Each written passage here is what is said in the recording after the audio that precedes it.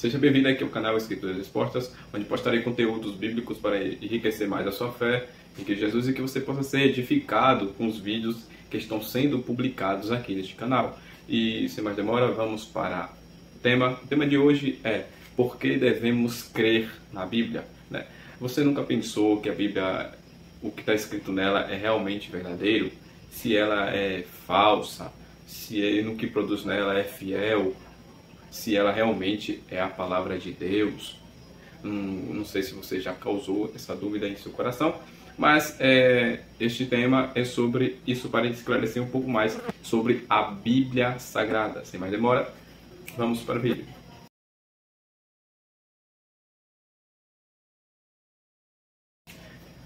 Antes de irmos para os motivos para crer nela, vamos aqui dizer o significado da Bíblia, né? Obviamente que você não viu a palavra Bíblia dentro dela, ou seja, escrito nela.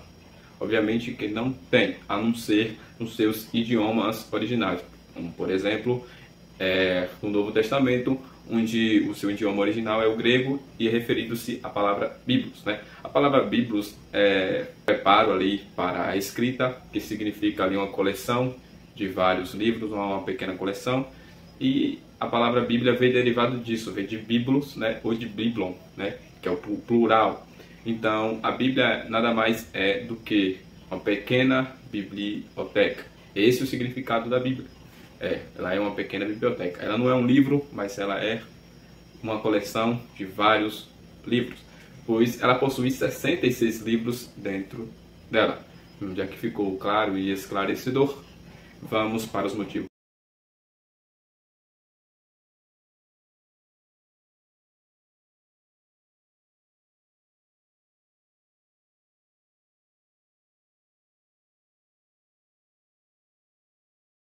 O primeiro motivo para crermos na Bíblia: essas palavras são verdadeiras e fiéis. Aonde é que está escrito isso? Apocalipse capítulo 21, no versículo 5. E o que estava sentado sobre o trono disse: eis que faço novas todas as coisas. E disse-me: escreve, porque essas palavras são verdadeiras e fiéis. Ou seja, essa passagem fala sobre a experiência do apóstolo João, onde tem no seu livro de Apocalipse, e Deus ali instrui a ele a escrever, dizendo que está sendo escrito ali são palavras verdadeiras, são palavras fiéis, né? Porque Deus sempre inspirou os seus santos a falar do que é verdadeiro e do que é fiel a ele. E sim, tenha certeza que a Bíblia é verdadeira e que ela é fiel.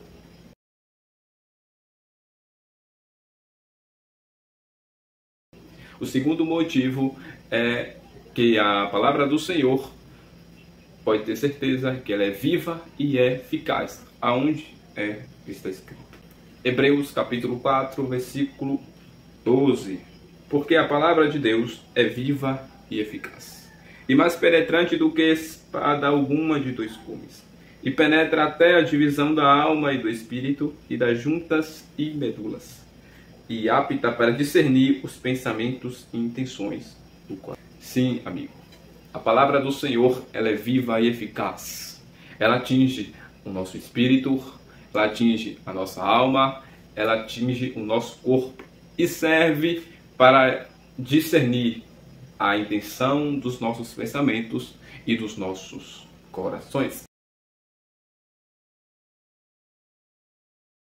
O terceiro motivo para crermos na Bíblia: através de sua palavra, Deus fez um concerto com Israel. Esse é o terceiro. Feito isso em Êxodo capítulo 34, no versículo 27. Disse mais o Senhor a Moisés: escreve estas palavras, porque conforme ao teor destas palavras, tenho feito concerto contigo e com Israel. Mas o que se passa nessa passagem? A passagem conta, né, que Moisés acabou quebrando a tábua dos 10 mandamentos, mas mesmo assim Deus resolveu restaurar Moisés e restaurar Israel, que é o seu povo. E através de sua palavra, que Moisés estava escrevendo, foi feito ali um concerto uma aliança.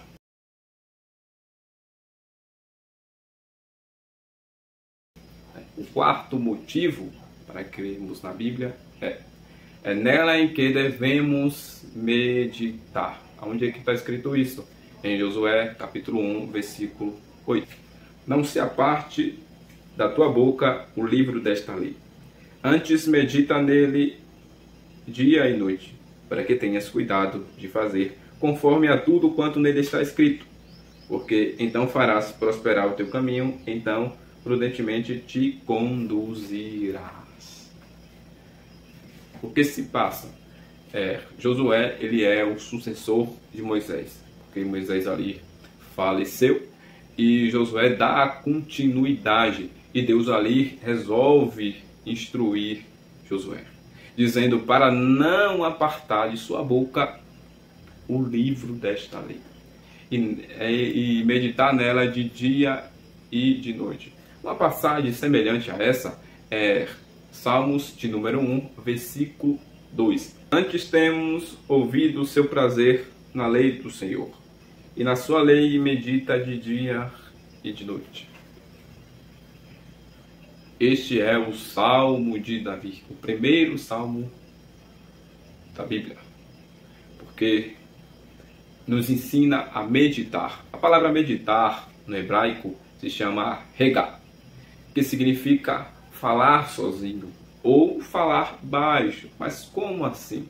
Ou seja, você deve meditar na Bíblia falando sozinho, ou seja, falando baixo, sussurrando, como alguns costumam pronunciar. Então, você deve ler a Bíblia conversando com ela, né? Então,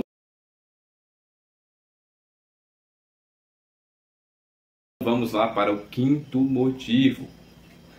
As Escrituras divinamente inspiradas por Deus. Tenha certeza disso. Aonde é que está escrito?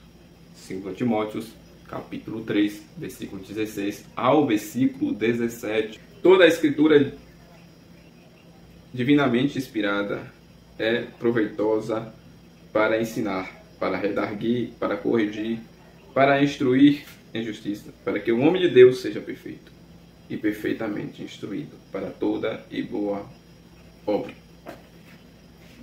O que é que está ocorrendo nessa passagem? O apóstolo Paulo, ele ali instrui ao seu discípulo Timóteo a confiar nas Escrituras, porque ela é divinamente inspirada. Ela é proveitosa para ensinar, proveitosa para corrigir e proveitosa até para preparar homens de Deus, porque é nela que nos tornamos perfeitos, porque nós não somos, mas ela nos completa. A palavra de Deus, ela veio para nos completar, veio para nos ensinar, nos instruir e pôr ela em prática, na verdade.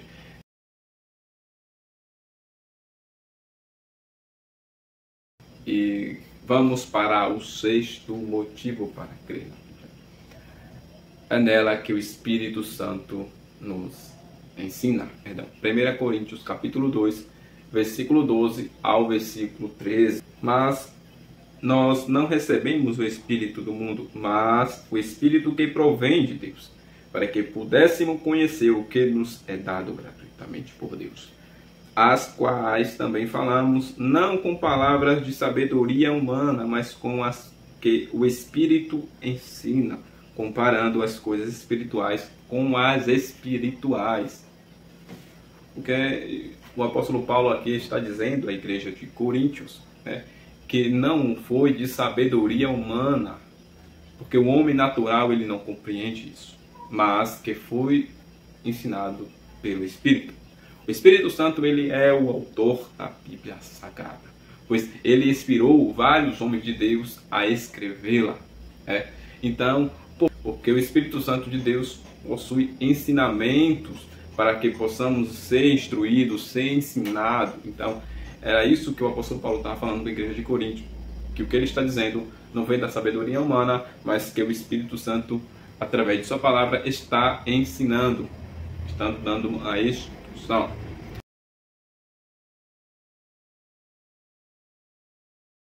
O motivo a Bíblia não foi escrita por vontade humana. 2 Pedro, capítulo 1, versículo 20 ao versículo 21.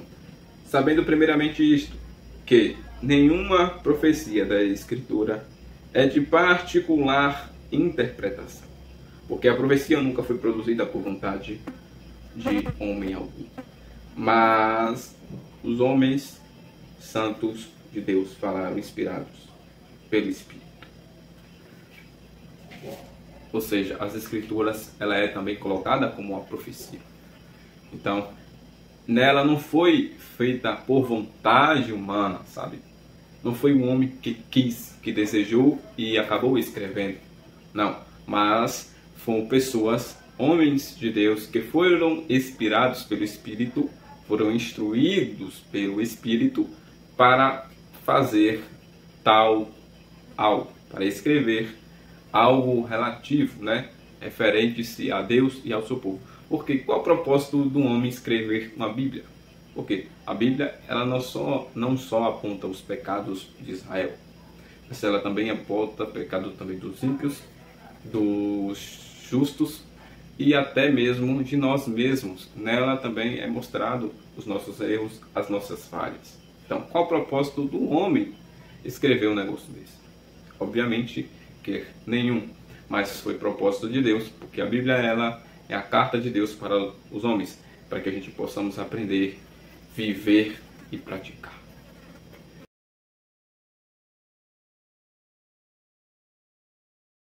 Vamos para o 8º motivo para crermos na Bíblia. É nela que devemos nos examinar.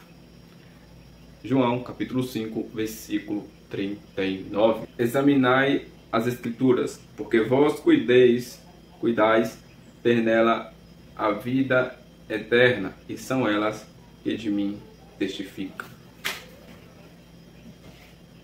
Ou seja, palavras do próprio Jesus.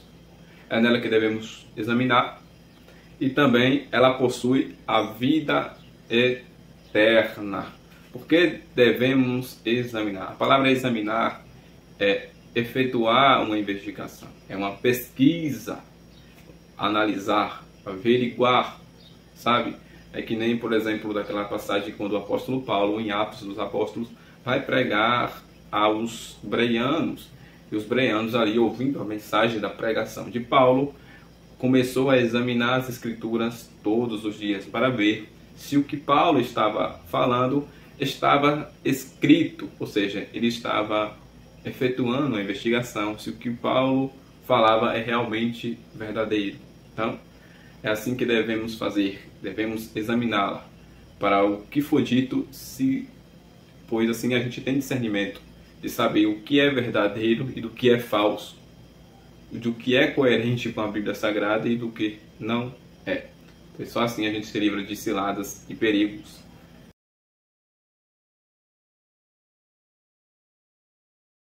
O 9º motivo para crermos na Bíblia.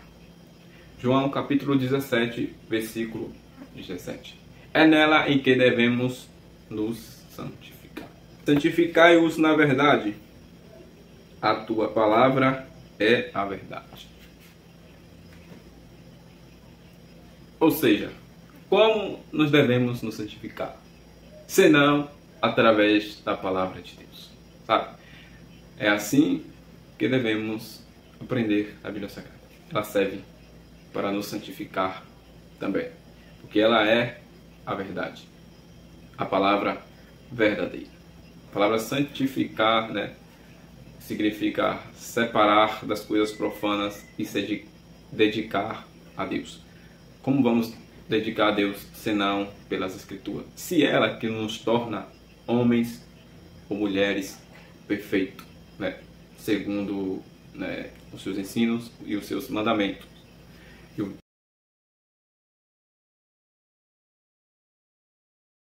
10º e último motivo é: a Bíblia, ela traz consequências para quem acrescenta e para quem tirar alguma palavra dela, algum ponto, né? em Apocalipse capítulo 22, do versículo 18 ao versículo 19.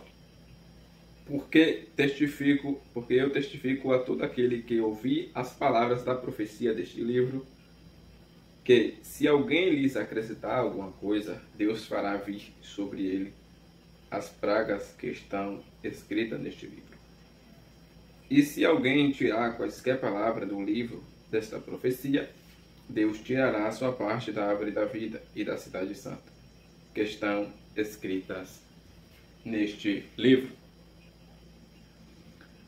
A palavra aqui, acrescentar, significa colocar sobre, ou seja, você colocar algo sobre a Bíblia onde ela não diz, onde não menciona, ou, sabe, não é mostrado pelas Escrituras. Então, ou seja, quais é a consequência? As pragas que estão nela vai vir sobre a pessoa quem acrescentar ou quem colocar sobre, quem fazer um acréscimo. E a palavra aqui, tirar, significa cortar, remover. Ou seja, quem tirar, cortar, remover. As palavras aqui deste livro vai ser também tirado da árvore da vida e da cidade santa. Vai ser removido por Deus. Essas são as consequências divinas que tem para quem acrescenta e para quem resolver tirar. Então, não acrescente e nem tire, pelo amor de Jesus Cristo. Até a próxima, se Deus o faz e graça.